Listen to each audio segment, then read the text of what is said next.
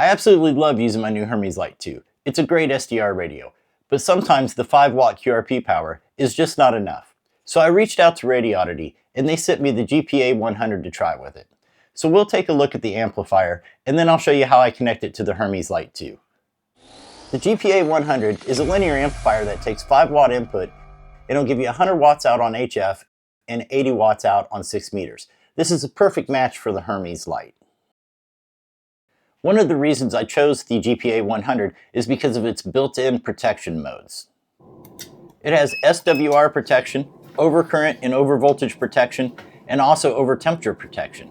It has a built-in fan that doesn't run constantly, it kicks in as it needs.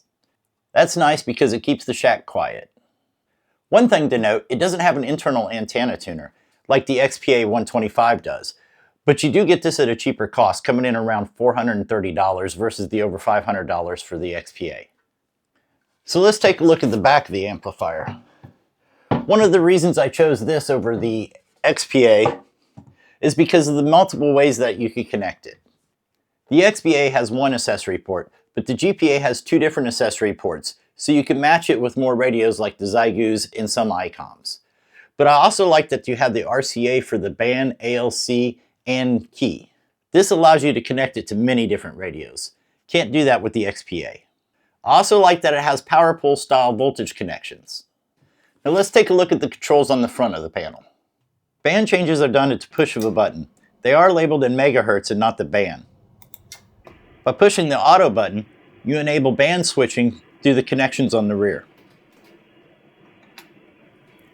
By pushing the info button, you can see what fault is tripped and you can hold it to reset. There's an attenuation button.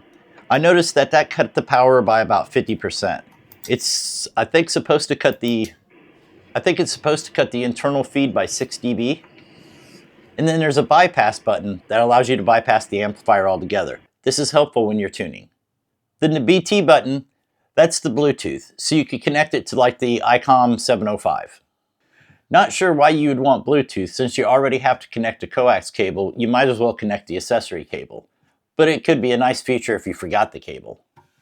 So now let me show you how I connect it to the Hermes Lite 2. I decided to go with the I/O board for the Hermes Lite.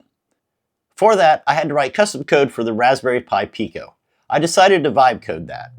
I used Claude Code. I uploaded the manual for the GPA 100. It went out and found that the framework did have voltages to control band switching, but it wasn't for the Xiegu. So it used the manual to figure out what the voltages was supposed to be, and wrote a new Xiegu band voltage library.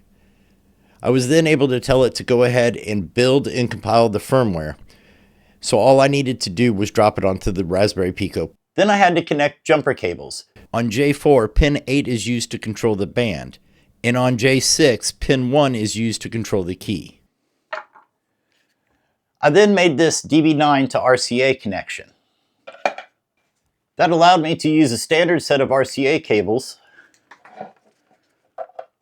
plug it into the Hermes Lite, and then I was able to connect it to the RCA cables on the back of the amplifier. Now that allowed me to control PTT and band switching. So whatever band I select on the Hermes Lite, the amplifier will automatically change to. So let me show you how that works.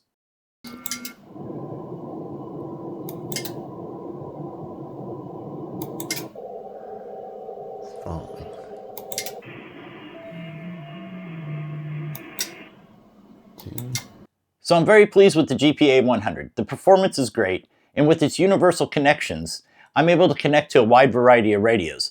And it pairs great with the Hermes Lite 2, which is exactly what I needed.